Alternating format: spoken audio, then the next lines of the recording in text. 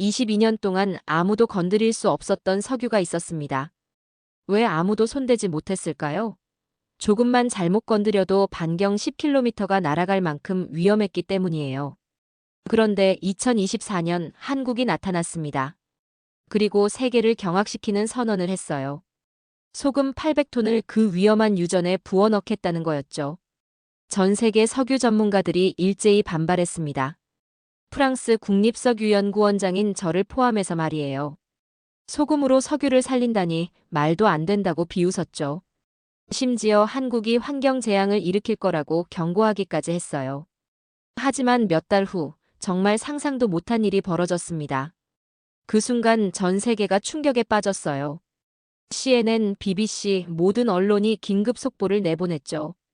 도대체 한국에서 무슨 일이 일어난 걸까요? 어떻게 세계가 포기한 22년의 석유가 다시 살아날 수 있었을까요? 그리고 소금이 정말 그 기적을 만들어낸 걸까요? 저는 그 모든 과정을 현장에서 직접 목격했습니다. 처음엔 한국을 비웃었던 제가 어떻게 무릎을 꿇게 됐는지, 30년 경험이 하루아침에 무너진 그 충격적인 순간들을 지금부터 생생하게 들려드릴게요. 정말 믿기 어려운 실화입니다. 하지만 제가 두 눈으로 직접 본 진실이에요. 본격 이야기 시작 전에 구독과 좋아요, 정중히 부탁드립니다. 매일 새로운 사연으로 여러분께 감동을 드리겠습니다. 저는 앙드레 모리스입니다. 프랑스 국립석유연구원장이자 30년간 이 업계를 이끌어온 전문가죠. 중동의 뜨거운 사막에서, 아프리카의 험난한 오지에서, 북해의 차가운 폭풍 속에서 수십 개의 석유 프로젝트를 직접 지휘해왔습니다. 제가 참여한 프로젝트만 해도 40개가 넘어요. 실패도 있었고 성공도 있었죠. 하지만 그 모든 경험을 통해 저는 석유 개발의 한계를 정확히 알고 있었습니다. 특히 방치된 유전의 위험성에 대해서는 누구보다 잘 알고 있었어요. 그런 제가 2023년 파리에서 열린 국제석유학회에서 단호하게 말했습니다. 한국이 시도하려는 건 과학적으로 완전히 불가능하다고요. 22년간 방치된 유전이라니요. 제 경험상 5년만 방치되어도 지하 압력이 극도로 불안정해집니다. 가스가 축적되고 화학적 변화가 일어나면서 언제 폭발할지 모르는 시한폭탄이 되죠. 하물며 22년이라니요. 더욱이 한국이 발표한 소금 투입법이라는 건 정말 황당했습니다. 석유 개발에서 염분은 최대한 피해야 할 요소거든요. 파이프라인을 부식시키고 석유 품질을 떨어뜨리는 주범이니까요. 그런 소금을 800톤이나 투입한다니 정말 상식을 벗어난 발상이었어요. 저는 학회장에서 명확하게 말했습니다. 건드리는 순간 대폭발이 일어날 거라고요. 그리고 한국의 소금 투입법은 과학적 근거가 전혀 없다고 단언했어요. 학회장은 조용해졌습니다. 참석한 200여 명의 석유 전문가들이 모두 고개를 끄덕였죠. 제 30년 경험에 대한 신뢰였어요. 실제로 제가 틀린 적은 거의 없었거든요. 그런데 솔직히 말하면 저에게는 또 다른 이유가 있었습니다. 한국에 대한 선입견이었죠. 물론 한국이 빠르게 성장한 나라라는 건 알고 있었어요. 하지만 석유 분야에서만큼은 경험이 부족하다고 생각했습니다. 유럽과 미국이 100년 넘게 축적해온 석유 기술을 한국이 단숨에 따라잡을 수 있을까요? 저는 회의적이었어요. 특히 이렇게 위험하고 복잡한 프로젝트는 더욱 그랬죠. 제가 아는 한국은 반도체나 조선업에서는 뛰어났지만 석유는 다른 영역이라고 생각했습니다. 지하 깊은 곳의 복잡한 지질 구조를 이해하고 수십 년간 축적된 노하우를 활용하는 분야니까요. 언론들이 제 발언을 대대적으로 보도했습니다. 로이터 통신은 세계적 석유 권위자가 한국 계획을 불가능하다고 평가했다는 제목으로 기사를 냈어요. AFP는 한국의 무모한 도전이라고 표현했죠. CNN에서 제게 인터뷰를 요청했습니다. 저는 카메라 앞에서 더욱 확신에 찬 목소리로 말했어요. 한국이 시도하는 건 석유 개발이 아니라 환경 재앙을 만드는 일이라고요. 그 인터뷰가 방송된 후 한국 기술진들은 무모한 도전자, 위험한 모험가라는 비판을 받았습니다. 일부 언론에서는 한국이 국제사회의 경고를 무시하고 있다고 비판하기도 했어요. 저는 그런 반응이 당연하다고 생각했습니다. 과학적 근거 없이 위험한 실험을 강행하려는 한국을 누가 지지하겠어요? 실패는 뻔한 결과라고 확신했죠. 하지만 한국 측에서는 전혀 다른 반응을 보였습니다. 오히려 더 적극적으로 준비를 진행했어요. 국제적인 비판에도 불구하고 계획을 수정하거나 연기하지 않았죠. 저는 그런 한국의 모습이 이해되지 않았습니다. 정말 자신들만의 특별한 기술이 있는 건지 아니면 그냥 무모한 고집인지 구분할 수 없었어요. 하지만 제 판단으로는 후자일 가능성이 높았습니다. 동료들과의 대화에서도 한국에 대한 회의적인 의견이 지배적이었어요. 독일의 한스 밀러 박사는 한국이 석유업계에 먹칠을 하려는 건 아니냐고 걱정했죠. 영국의 데이비드 스미스 교수는 한국의 실패가 석유 개발 전체에 부정적 영향을 미칠 거라고 우려했어요. 저 역시 같은 생각이었습니다. 한국의 실패는 단순히 한국만의 문제가 아니라 석유업계 전체의 신뢰도 문제가 될 수 있다고 봤거든요. 그래서 더욱 강하게 반대했던 거예요. 한국이 공식 발표한 내용을 처음 들었을 때 저는 정말 황당했습니다. 800톤의 소금을 22년간 방치된 유전에 투입한다는 계획이었어요. 도대체 무슨 근거로 그런 위험한 결정을 내린 건지 이해할 수 없었죠. 제가 아는 상식으로는 말이 안 됐거든요. 염화나트륨, 즉 소금은 석유 개발에서 최대한 피해야 할 물질 중 하나예요. 금속을 부식시키고 석유의 순도를 떨어뜨리거든요. 그런 걸 800톤이나 투입한다니 정말 상상도 못할 일이었습니다. 세계 석유 업계가 발칵 뒤집혔어요. 텍사스의 거대 석유 회사 엑슨모빌 CEO가 기자회견에서 말했습니다. 소금은 음식에 치는 거지 석유 개발에 쓰는 게 아니라고요. 너무나 당연한 말이었죠. 노르웨이 국영 석유공사 스타토일의 수석 엔지니어는 더 직설적이었어요. 한국이 석유를 완전히 망치려는 게 아니냐고 했죠. 22년간 보존되어 있던 자원을 한순간에 쓸모없게 만들 거라고 경고했습니다. 저 역시 그들과 같은 생각이었어요. 한국의 계획은 과학적으로 근거가 전혀 없었거든요. 제가 30년간 배우고 경험한 모든 지식과 정반대되는 접근법이었습니다. 더욱 의문스러웠던 건 한국의 석유 개발 경험이었어요. 한국은 석유 자원이 거의 없는 나라잖아요. 대부분을 수입에 의존하고 있고 대규모 석유 개발 프로젝트를 주도해 본 경험도 많지 않았죠. 반면에 저희는 어떤가요? 프랑스는 아프리카 여러 나라에서 석유 개발을 주도해 왔어요. 토탈이라는 세계적인 석유 회사도 있고요. 미국, 영국, 노르웨이 같은 나라들도 마찬가지였죠. 수십 년, 아니 100년 넘게 축적된 노하우가 있었습니다. 그런 우리들이 모두 불가능하다고 말하는 일을 한국이 해내겠다고 나선 거예요. 정말 이해할 수 없었습니다. 오만한 게 아니라면 무모한 거죠. 국제석유공학협회에서 긴급회의가 열렸습니다. 각국에서 온 전문가들이 모여 한국의 계획을 철저히 분석했어요. 결론은 만장일치였습니다. 과학적 근거가 전혀 없다는 거였죠. 독일의 저명한 석유공학자 한스 밀러 박사가 말했습니다. 한국이 시도하려는 건 석유 개발이 아니라 자살 행위라고요. 만약 실패하면 그 땅은 영원히 사용할 수 없는 오염 지역이 될 거라고 경고했어요. 영국 임페리얼 칼리지의 데이비드 스미스 교수도 동의했습니다. 22년간 방치된 유전의 지하 압력은 이미 임계점을 넘었을 가능성이 높다고 했어요. 거기에 화학 물질을 투입하면 예측할 수 없는 반응이 일어날 거라고 했죠. 저도 그 의견에 완전히 동의할 수밖에 없었습니다. 제가 아는 모든 이론과 경험으로는 한국의 계획이 성공할 가능성이 전혀 보이지 않았거든요. 오히려 엄청난 환경 재앙을 불러올 위험만 보였어요. 하지만 한국 측에서는 놀랍도록 자신감에 찬 반응을 보였습니다. 그들은 자체 개발한 특수 기술이 있다고 주장했어요. 소금을 단순히 투입하는 게 아니라 특별한 공법을 사용한다는 거였죠. 하지만 구체적인 내용은 일절 공개하지 않았습니다. 이 비밀스러운 태도가 오히려 더 의심스러웠어요. 정말 확실한 기술이 있다면 왜 공개하지 않는 걸까요? 국제사회의 검증을 받으면 더 신뢰받을 수 있을 텐데 말이죠. 분명히 근거 없는 허세일 거라고 생각했습니다. 언론들도 연일 한국의 계획을 비판적으로 다뤘어요. 워싱턴 포스트는 한국의 무모한 도전이라는 제목으로 기사를 냈고 파이낸셜 타임스는 석유업계의 위험한 실험이라고 평가했죠. 뉴욕 타임스는 아예 한국이 과학을 무시하고 있다고 비판했어요.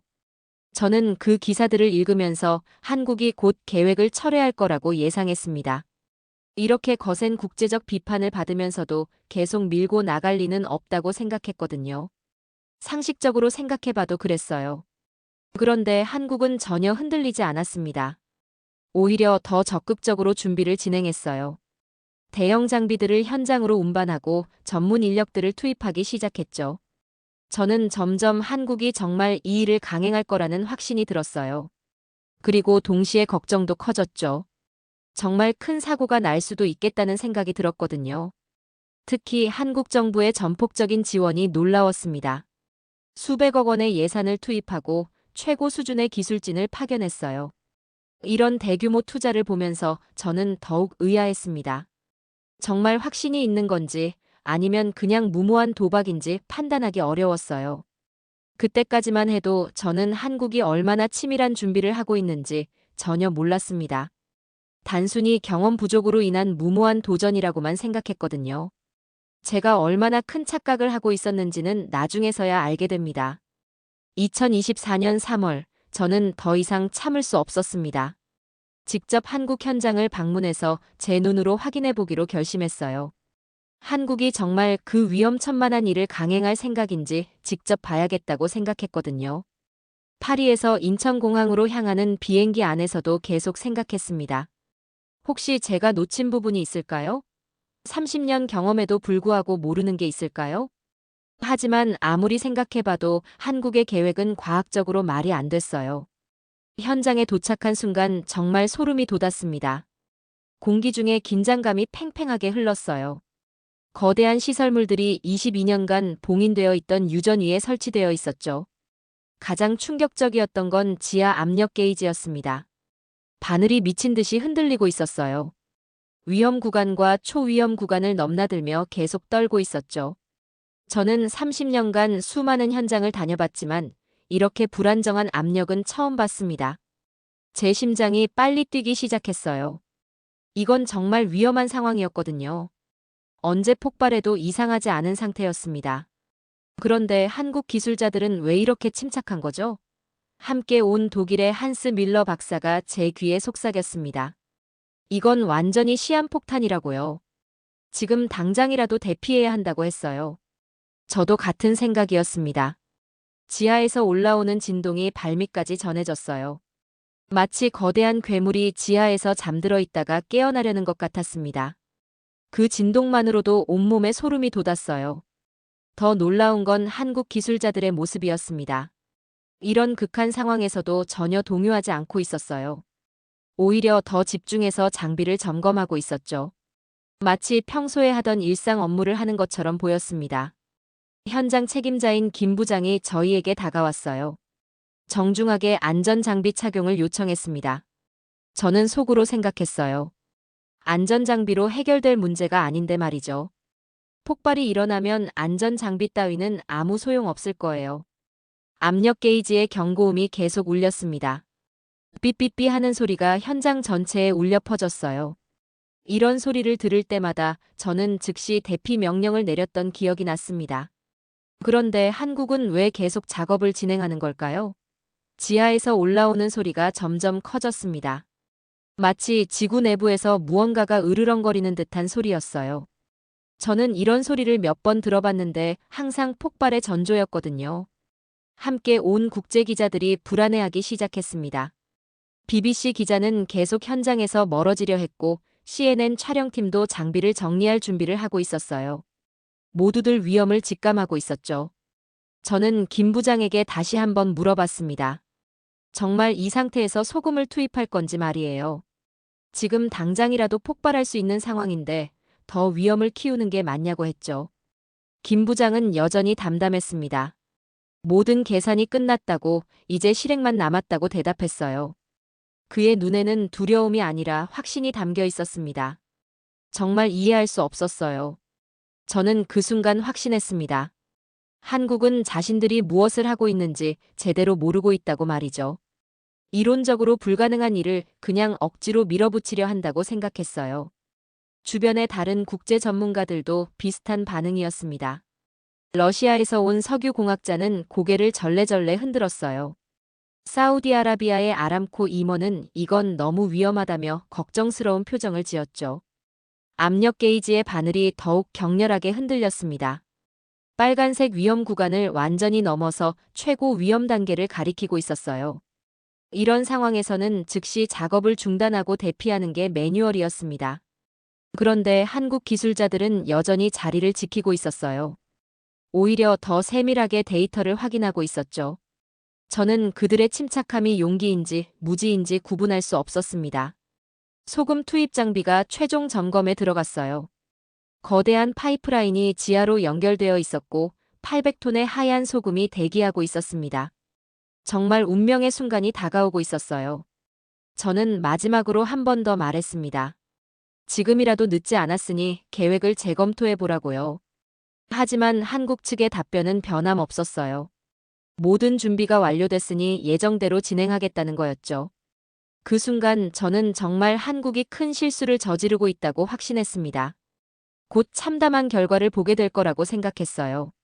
하지만 제가 얼마나 틀렸는지는 곧 알게 됩니다. 드디어 소금 투입이 시작됐습니다. 거대한 파이프를 통해 800톤의 하얀 소금이 지하 깊은 곳으로 빨려 들어가기 시작했어요. 저는 손에 땀을 쥐고 그 모습을 지켜봤습니다. 심장이 터질 것 같았어요. 처음 5분간은 아무 일도 없었습니다. 소금이 조용히 투입되고 있을 뿐이었어요. 오히려 너무 조용해서 더 불안했습니다. 제 경험상 이런 고요함은 폭풍 전의 정적일 가능성이 높았거든요. 저는 계속 압력 게이지를 확인했어요. 바늘이 여전히 위험 구간에서 흔들리고 있었죠. 하지만 한국 기술자들은 전혀 긴장하지 않는 것 같았습니다. 정말 이해할 수 없었어요. 소금 투입량이 200톤을 넘어섰을 때였습니다. 갑자기 땅이 흔들리기 시작했어요. 처음에는 미세한 진동이었습니다. 발끝으로 겨우 느낄 수 있는 정도였죠. 하지만 점점 강해졌어요. 진동이 커지면서 제 온몸에 긴장이 흘렀습니다. 이런 신호는 항상 위험의 시작이었거든요. 30년 경험상 이런 진동 뒤에는 반드시 큰 사고가 따라왔어요. 그런데 한국 기술자들은 여전히 침착했습니다. 오히려 더 집중해서 모니터를 지켜보고 있었어요. 마치 이 모든 상황을 예상하고 있었던 것처럼 보였죠.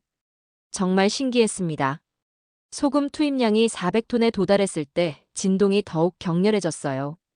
지표면이 요동치기 시작했습니다. 마치 거대한 지진이 일어나는 것 같았어요. 주변에 주차되어 있던 차들도 흔들렸죠. 그리고 갑작스럽게 엄청난 굉음이 터져나왔습니다. 쾅! 하는 소리가 아니라 우르르르 하는 지속적인 소리였어요. 마치 땅이 갈라지는 듯한 소리였습니다. 지구 내부에서 거대한 폭발이 일어나는 것 같았죠. 현장에 있던 기자들이 비명을 지르기 시작했습니다. 아! 하는 소리와 함께 사방으로 뛰기 시작했어요. BBC 기자는 카메라도 버리고 도망갔고 CNN 촬영팀은 장비를 끌고 급하게 후퇴했습니다. 저 역시 본능적으로 몸을 피하려 했어요. 이런 상황에서는 생존이 우선이니까요. 한스 밀러 박사도 제 옆에서 소리쳤습니다. 지금 당장 이곳을 벗어나야 한다고요. 저는 큰 소리로 외쳤습니다. 멈추라고, 이건 자살 행위라고 말이죠. 지금 당장 작업을 중단하지 않으면 정말 큰 사고가 날 거라고 경고했어요. 제 목소리가 굉음에 묻혀 잘 들리지 않았지만 필사적으로 소리쳤습니다. 하지만 한국 기술진들은 전혀 동요하지 않았어요. 김 부장을 비롯한 현장 책임자들이 오히려 더 집중해서 모니터를 지켜보고 있었죠. 마치 이 모든 상황을 예상하고 있었던 것처럼 차분했습니다. 정말 이해할 수 없었어요. 저라면 벌써 대피 명령을 내렸을 상황인데 말이죠.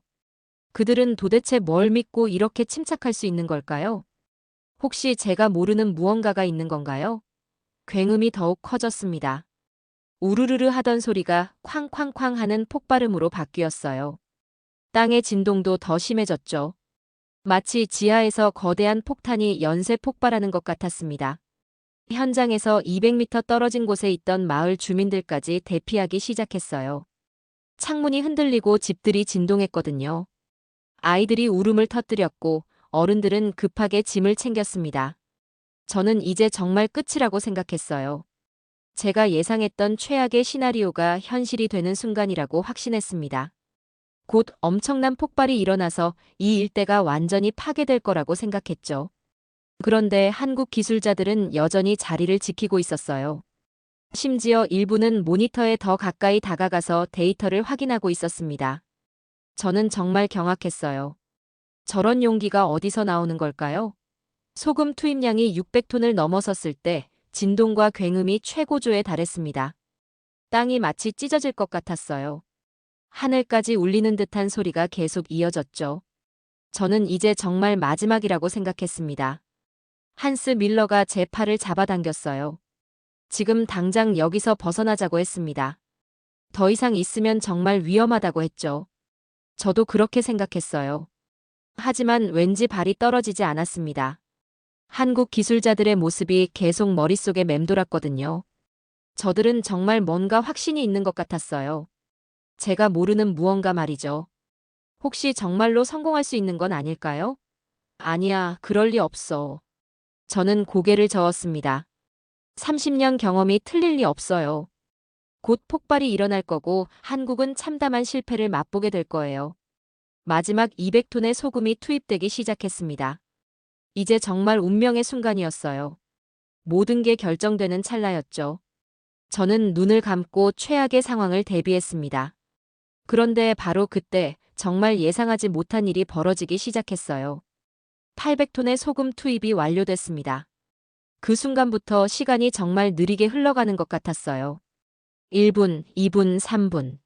매 순간이 영겁처럼 느껴졌습니다. 5분이 지났어요. 그 5분이 마치 5시간처럼 길게 느껴졌습니다. 모든 사람들이 숨을 죽이고 기다렸죠. 폭발이 일어날까봐 두려워하면서도 무슨 일이 벌어질지 궁금해했어요. 저는 계속 압력 게이지를 확인했습니다. 바늘이 여전히 흔들리고 있었지만 조금씩 안정되어 가는 것 같았어요.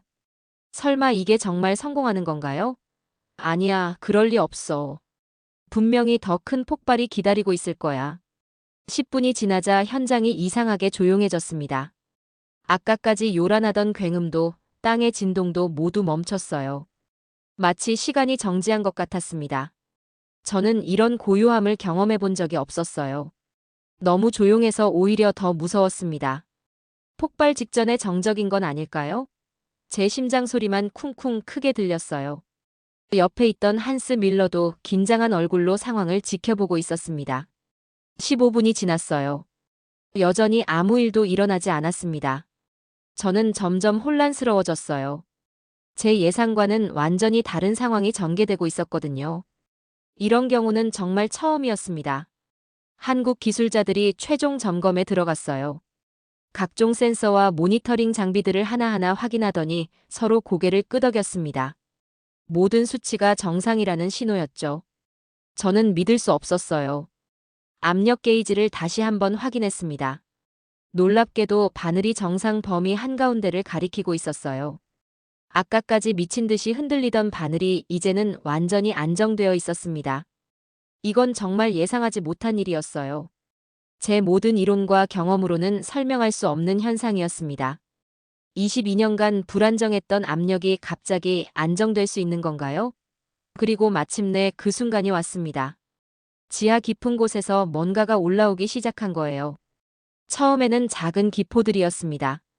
투명한 파이프를 통해 작은 공기 방울들이 위로 올라오는 게 보였어요.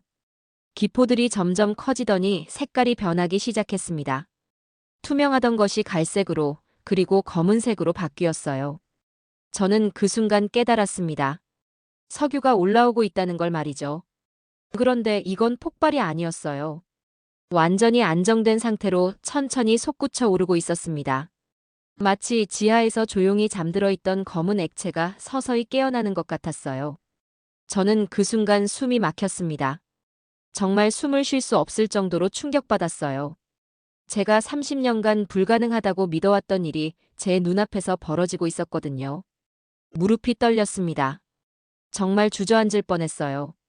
제가 평생 배워온 모든 석유공학 이론이 한순간에 무너지는 느낌이었습니다. 이런 충격은 처음이었어요. 석유가 계속 올라왔습니다. 양도 상당했어요. 분당 수십 리터씩 안정적으로 분출되고 있었죠. 22년 동안 축적되어 있던 석유가 마침내 세상 밖으로 나오는 순간이었습니다. 저는 입을 다물 수 없었어요. 입이 벌어진 채로 그 광경을 멍하니 바라봤습니다. 이게 정말 현실인가요? 제가 꿈을 꾸고 있는 건 아닌가요? 한스 밀러 박사가 제 옆에서 중얼거렸습니다. 이건 과학이 아니라 마법이라고요. 저도 같은 생각이었어요. 과학으로는 도저히 설명할 수 없는 현상이었거든요. 주변의 다른 전문가들도 모두 말을 잃었습니다. 러시아에서 온 공학자는 고개를 계속 저었어요. 사우디 아람코 임원은 눈을 비비며 다시 한번 확인했죠. 모두들 믿을 수 없다는 표정이었습니다. 석유의 품질도 놀라웠어요. 22년간 방치되었는데도 상당히 깨끗했습니다. 검은색 광택이 나는 고급 원유였어요.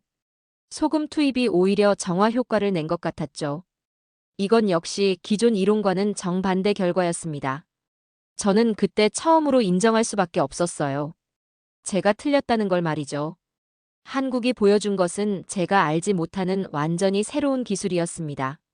제 30년 경험으로는 이해할 수 없는 과학이었어요. 김 부장이 저에게 다가왔습니다. 정중하게 설명해 주었어요. 단순히 소금만 투입한 게 아니라 특수한 화학적 처리 과정을 거쳤다고 했습니다. 소금의 결정 구조를 변화시켜서 지하 압력을 안정화시키는 기술이라고 했죠. 저는 그제서야 깨달았어요. 한국이 준비한 건 제가 생각했던 단순한 소금 투입이 아니었다는 걸 말이죠. 완전히 새로운 차원의 기술이었습니다. 제가 무시했던 건 한국이 아니라 제 자신의 편견이었어요. 석유가 계속 안정적으로 분출됐습니다.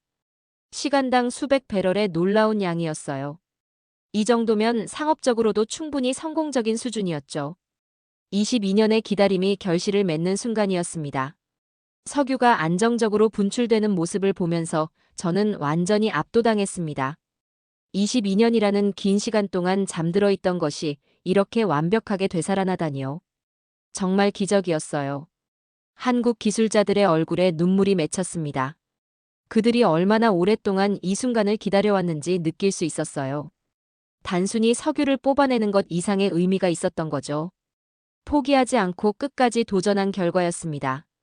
김 부장의 눈에도 눈물이 고였어요. 그가 저에게 말했습니다.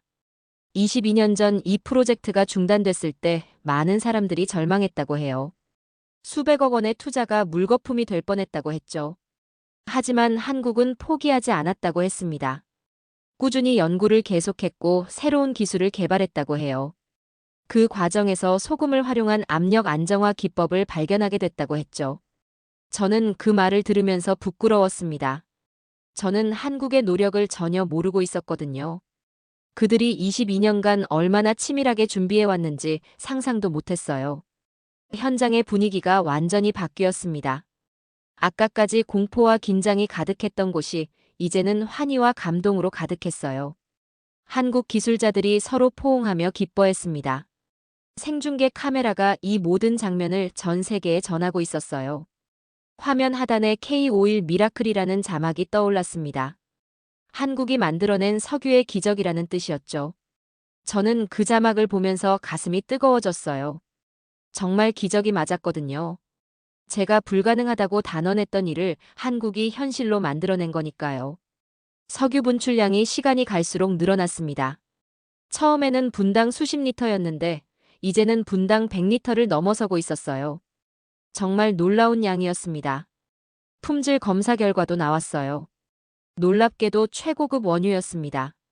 황 함량도 낮고 점도도 적절했어요. 22년간 지하에서 숙성되면서 오히려 품질이 좋아진 것 같았죠. 저는 손을 떨며 혼잣말했습니다. 내가 30년간 배운 건 틀렸다고요. 오늘 한국에서 진짜 과학을 봤다고 말이에요. 정말 그런 기분이었어요. 제가 알던 과학의 한계를 뛰어넘는 무언가를 본 거니까요. 현장에 있던 국제 기자들도 상황이 바뀐 걸 알아챘어요. 아까까지 도망치려 했던 기자들이 이제는 앞다투어 취재하려 했습니다. 이게 얼마나 대단한 성과인지 깨달은 거죠. CNN 기자가 저에게 급하게 인터뷰를 요청했어요. 세계적인 석유 전문가로서 이 상황을 어떻게 평가하느냐고 물었습니다. 저는 정직하게 대답할 수밖에 없었어요. 제가 틀렸다고 말했습니다. 한국이 해낸 일은 제가 상상도 못한 기술적 혁신이라고 했어요. 30년 경험에도 불구하고 이런 결과는 예상하지 못했다고 인정했습니다. 그 인터뷰가 실시간으로 전 세계에 방송됐어요. 제가 한국의 성공을 인정하는 모습이 생중계된 거죠. 저는 그 순간 제 권위를 내려놓기로 결심했습니다. 석유가 계속 솟아올랐어요. 검은 액체가 파이프를 타고 올라와 저장 탱크로 흘러들어갔습니다. 22년간 축적되어 있던 어마어마한 양이 계속 분출되고 있었어요. 한국 기술자들이 환호성을 질렀습니다. 만세! 만세! 하는 소리가 현장에 울려 퍼졌어요. 저는 그들의 기쁨을 진심으로 축하해주고 싶었습니다. 정말 대단한 성취였거든요. 김 부장이 저에게 와서 감사 인사를 했어요. 현장을 직접 방문해서 지켜봐 주어서 고맙다고 했습니다. 저는 오히려 고개를 숙였어요. 한국을 의심했던 제 자신이 부끄러웠거든요. 그때 제 휴대폰이 울렸습니다. 파리 본부에서 온 전화였어요. 한국의 성공 소식이 이미 유럽 전체에 퍼졌다고 했습니다. 모든 언론이 이 소식을 톱뉴스로 다루고 있다고 했어요. 저는 전화를 받으면서도 계속 석유 분출 현장을 바라봤습니다. 정말 꿈 같은 일이었어요. 제가 불가능하다고 했던 일이 현실이 되고 있었거든요. 석유의 색깔도 점점 진해졌어요. 처음에는 갈색이었는데 이제는 완전한 검은색이었습니다. 고급 원유의 전형적인 색깔이었죠. 품질도 점점 좋아지고 있는 것 같았어요. 한국 기술자들이 샘플을 채취해서 즉석에서 분석했습니다. 결과는 놀라웠어요. API 중력이 35도 이상의 경질류였습니다. 최고급 원유라는 뜻이었죠. 22년간 지하에서 자연 숙성된 효과인 것 같았어요. 저는 그 결과를 보면서 또 한 번 놀랐습니다. 소금 투입이 품질을 떨어뜨릴 거라고 예상했는데 오히려 향상시킨 거였어요. 이것도 제 예상과는 정반대였습니다. 현장에 있던 모든 사람들이 넋을 잃고 바라봤어요. 아까까지 비명을 지르며 도망가던 기자들도 이제는 경이로운 표정으로 촬영하고 있었습니다. 역사적인 순간이라는 걸 모두가 알고 있었어요. 저는 그때 깨달았습니다. 제가 평생 배워온 석유공학이 전부가 아니었다는 걸 말이죠. 한국이 보여준 기술은 완전히 새로운 차원이었어요. 제가 알지 못하는 과학적 원리가 분명히 있었습니다. 석유 분출 소식이 전 세계로 퍼져나갔습니다. 그 속도가 정말 놀라웠어요. 불과 몇 시간 만에 모든 주요 언론이 이 소식을 톱뉴스로 다뤘습니다. CNN이 가장 먼저 보도했어요. 한국, 소금으로 22년 잠든 석유를 깨우다라는 제목이었습니다. 저는 그 제목을 보면서 가슴이 뜨거워졌어요. 정말 그대로였거든요. BBC도 즉시 특집 프로그램을 방송했습니다. 불가능을 가능하게 만든 한국의 기적이라는 제목으로요. 영국 언론이 한국을 이렇게 극찬하는 걸 보니 정말 대단한 일이구나 싶었어요. 프랑스의 르몽드 신문도 일면 톱 기사로 다뤘습니다. 한국이 석유과학의 새 지평을 열다라는 제목이었어요. 제가 프랑스 사람으로서 자부심과 동시에 부끄러움을 느꼈습니다. 독일의 슈피겔지는 더욱 상세하게 분석 기사를 냈어요. 한국의 소금 투입 기술이 기존 석유공학의 패러다임을 바꿀 수 있다고 평가했습니다. 정말 혁신적인 기술이라고 했죠. 일본의 니혼 게이자이 신문도 놀라운 반응을 보였어요. 한국의 기술력을 인정하지 않을 수 없다는 사설을 냈습니다. 이웃나라인 일본도 한국의 성과를 솔직하게 평가한 거였어요. 중국의 인민일보까지 한국을 칭찬했습니다. 아시아의 기술적 성취라고 표현했어요. 중국도 한국의 성공을 인정한 거죠. 이 정도면 정말 전 세계가 한국을 인정한 셈이었습니다. 국제석유학회에서 긴급회의가 다시 열렸어요. 이번에는 한국을 비판하기 위한 회의가 아니라 한국의 기술을 분석하기 위한 회의였습니다. 완전히 분위기가 바뀐 거죠. 회의에서 놀라운 결정이 내려졌어요. 한국의 국제석유학회 최고 혁신상을 수여하기로 한 거였습니다. 이 상은 석유업계에서 가장 권위 있는 상 중 하나예요. 정말 대단한 인정이었죠. 저는 그 회의에서 연단에 올라 발표했습니다. 정말 어려운 순간이었어요. 제가 한국을 비웃었던 걸 공개적으로 인정해야 했거든요. 저는 솔직하게 말했습니다. 제가 한국을 무시했다고요. 30년 경험에 의존해서 새로운 가능성을 보지 못했다고 했어요. 한국이 보여준 기술은 제가 상상도 못한 혁신이라고 인정했습니다. 연단에서 내려올 때 제 다리가 후들거렸어요. 평생 쌓아온 권위를 스스로 무너뜨리는 기분이었거든요. 하지만 진실을 인정하는 게 과학자의 도리라고 생각했습니다. 회의가 끝난 후 동료들의 반응이 다양했어요. 일부는 저의 솔직함을 높이 평가했지만 일부는 너무 성급하게 인정한 거 아니냐고 했습니다. 하지만 저는 후회하지 않았어요. 한국 기술진들이 파리로 초청받았습니다. 유럽 석유업계에서 직접 기술 설명회를 해달라는 요청이었어요. 이런 초청은 정말 이례적인 일이었습니다. 보통은 유럽이나 미국 기술진이 다른 나라에 가서 가르치는 입장이었거든요. 설명회 당일 파리의 국제회의장이 만석이었어요. 유럽 전역에서 석유 전문가들이 몰려왔습니다. 모두들 한국의 기술이 궁금했던 거죠. 김 부장이 연단에 올라 설명을 시작했어요.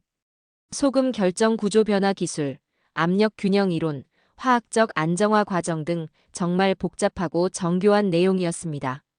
저는 그 설명을 들으면서 감탄했어요. 정말 치밀하고 과학적인 접근이었거든요. 제가 생각했던 단순한 소금 투입이 아니라 완전히 새로운 공학 기술이었습니다. 질의응답 시간에 저도 질문했어요. 어떻게 이런 아이디어를 생각해냈는지 물어봤습니다. 김 부장은 미소를 지으며 대답했어요. 22년간의 실패가 오히려 성공의 밑거름이 됐다고 했습니다. 그 말이 정말 인상 깊었어요. 실패를 두려워하지 않고 계속 도전한 결과가 이런 혁신을 만들어낸 거였죠. 저는 그때 한국의 정신력에 감탄했습니다. 설명회가 끝난 후 저는 김 부장에게 개인적으로 사과했어요. 제가 한국을 너무 무시했다고 솔직하게 말했습니다. 김 부장은 웃으며 괜찮다고 했어요. 도전하는 사람은 항상 의심받는다고 했죠. 그날 저녁 호텔에서 동료들과 대화를 나눴습니다. 모두들 한국의 기술력에 놀라워했어요. 한스 밀러 박사는 자신의 오만함을 반성한다고 했고 데이비드 스미스 교수는 한국에서 배울 점이 많다고 인정했습니다. 저는 그 순간 깨달았어요. 우리가 한국을 무시한 건 기술력 때문이 아니라 선입견 때문이었다는 걸 말이죠. 한국은 이미 우리가 상상하지 못하는 수준에 도달해 있었던 거예요. 다음 날 국제석유학회에서 공식 발표가 있었습니다. 한국의 최고 혁신상을 수여한다는 내용이었어요. 이 상은 석유업계에서 노벨상과 같은 의미였습니다. 정말 대단한 인정이었죠. 시상식에서 저는 축사를 맡게 됐어요. 정말 복잡한 심정이었습니다. 얼마 전까지만 해도 한국을 비판했던 제가 이제는 축하해야 하는 상황이었거든요. 저는 연단에서 진심으로 말했습니다. 한국이 세계 석유업계에 새로운 희망을 안겨줬다고요. 포기된 자원도 되살릴 수 있다는 가능성을 보여줬다고 했어요. 시상식이 끝난 후 언론 인터뷰가 이어졌습니다. 각국 기자들이 저에게 질문을 쏟아냈어요. 한국의 성공을 어떻게 평가하느냐, 향후 석유업계에 어떤 영향을 미칠 것 같냐고 물었습니다. 저는 솔직하게 대답했어요. 한국이 보여준 기술은 게임 체인저라고 했습니다. 이제 전 세계에 방치된 유전들이 다시 주목받을 거라고 예상했어요. 한국의 기술을 배우려는 나라들이 줄을 설 거라고 했죠. 실제로 그런 일이 벌어지기 시작했어요. 브라질에서 연락이 왔습니다. 자국에 방치된 유전에 한국 기술을 적용할 수 있는지 문의해 온 거예요. 멕시코, 베네수엘라에서도 비슷한 요청이 들어왔습니다. 중동 국가들의 반응도 놀라웠어요. 사우디아라비아 아람코에서 한국과의 기술 협력을 제안했습니다. UAE도 마찬가지였어요. 석유 강국들이 한국에게 먼저 손을 내민 거죠. 저는 이런 변화를 보면서 정말 감개무량했습니다. 몇 달 전만 해도 한국을 비웃던 나라들이 이제는 한국에게 배우려 하고 있었거든요. 세상이 이렇게 빨리 바뀔 수 있구나 싶었어요. 유럽 석유업계도 마찬가지였어요. 노르웨이 스타토일에서 한국과의 공동 연구를 제안했고 영국 BP도 기술 이전 협의를 시작했습니다. 모두들 한국의 기술을 간절히 원했어요. 저희 프랑스도 예외는 아니었습니다. 토탈 에너지스에서 저에게 연락이 왔어요. 한국과의 협력 방안을 모색해달라는 요청이었습니다. 제가 한국 현장을 직접 봤으니 중간 역할을 해달라는 거였죠. 정말 아이러니했어요. 얼마 전까지만 해도 한국을 가르치려 했던 저희가 이제는 한국에게 배우려 하고 있었거든요. 입장이 완전히 바뀐 거죠. 한국의 주가도 급등했습니다. 석유 관련 기업들의 주가가 연일 상한가를 기록했어요. 투자자들이 한국의 기술력을 높이 평가한 거였죠. 국제 유가에도 영향을 미쳤습니다. 전 세계 방치된 유전들이 다시 개발될 수 있다는 기대감 때문에 유가가 약간 하락했어요. 공급 증가 가능성을 시장이 반영한 거였죠. 한국에서 돌아온 후 저는 며칠 동안 깊은 성찰에 빠졌습니다. 제 서재에 앉아서 30년간 쌓아온 경험들을 되돌아봤어요. 정말 많은 생각이 들었습니다. 저는 과학을 너무 오만하게 믿었던 것 같아요. 제가 아는 이론과 경험이 전부라고 생각했거든요. 하지만 한국은 그런 제 한계를 명확히 보여줬습니다. 과학에는 아직 우리가 모르는 영역이 얼마나 많은지 깨닫게 해줬어요. 특히 제가 한국에 대해 가졌던 선입견이 부끄러웠습니다. 석유 개발 경험이 부족하다고 무시했던 게 정말 잘못된 판단이었어요. 경험의 길이가 아니라 경험의 질이 중요하다는 걸 배웠습니다. 한국은 경험이 부족한 게 아니라 다른 관점에서 접근했던 거였어요. 기존 이론에 얽매이지 않고 새로운 가능성을 탐구했던 거죠. 오히려 그게 혁신의 원동력이 됐던 겁니다. 소금이라는 물질에 대한 제 편견도 문제였어요. 저는 소금을 단순히 부식을 일으키는 해로운 물질로만 봤거든요. 하지만 한국은 소금의 다른 특성을 발견했던 거예요. 압력을 안정화시키는 효과 말이죠. 제가 가장 크게 느낀 건 겸손함의 중요성이었습니다. 30년 경험이 저를 겸손하게 만든 게 아니라 오히려 교만하게 만들었던 거예요. 새로운 아이디어에 대해 열린 마음을 잃었던 거죠. 한국 기술자들과의 대화에서 가장 인상 깊었던 말이 있어요. 김 부장이 한 말인데 실패가 두렵지 않았다고 했습니다. 오히려 시도하지 않는 게 더 두려웠다고 했어요. 그 말이 정말 가슴에 와닿았어요. 저는 언제부터인가 실패를 두려워하게 됐던 것 같습니다. 안전한 길만 선택하려 했고 새로운 도전을 피하려 했어요. 그게 저를 보수적으로 만들었던 거죠. 한국의 성공 이후 제 연구 방향도 바뀌었습니다. 기존 이론을 재검토하기 시작했어요. 정말로 불가능한 건지 아니면 제가 고정관념에 사로잡혀 있던 건지 하나하나 점검했습니다. 놀랍게도 다른 영역에서도 비슷한 가능성들을 발견했어요. 한국의 소금 투입법처럼 기존 상식과 다른 접근법들이 효과적일 수 있는 경우들이 있었습니다. 제가 그동안 놓쳤던 기회들이었어요. 젊은 연구원들에게도 말했습니다. 기존 이론에만 의존하지 말고 새로운 가능성을 탐구하라고요. 한국처럼 과감한 도전 정신을 가지라고 했습니다. 6개월 후 저는 다시 한국을 방문했어요. 이번에는 배우러 간 거였습니다.